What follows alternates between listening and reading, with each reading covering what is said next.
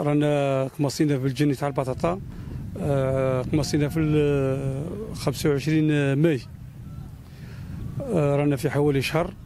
رانا كل يوم ندخلوا البطاطا وغرفة التبريد حوالي 1000 قنطار، من 800 ل 1000 1100. ورانا شويه خايفين من السخانه، البطاطا خسرنا. ورانا نديروها في غرفة التبريد، وغرفة التبريد على مستوى الولاية راهي ناقصة.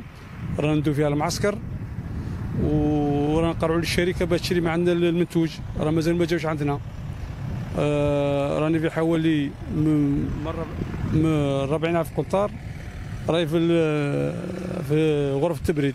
محصول وفير الحمد لله، بركة كبيرة. بالنسبة لليد العاملة، اليد العاملة رانا نجيبوا فيها من عين دفلة، ونجيبوا من غريزان. الناس اللي يخدموا خدامة ديال المنقولة ديال النقل يجيبهم حوالي 200 خدام، يخمسوا على 5:30 تاع الصباح ونخرجوا على 12. اليد العاملة ناقصة في شلف.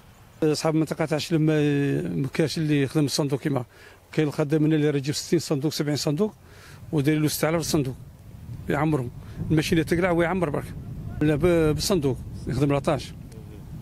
هاكا اللي يخرج ب 300 عارف، كاين اللي ب 400 على حسب الخدمه تاعهم. ما كانش يجي من تحت 250 في النهار. ونشكروا مديريه المصالح الفلاحيه على الوقفه اللي واقفين معنا، كل يوم يجوا يزورونا يشوفوا.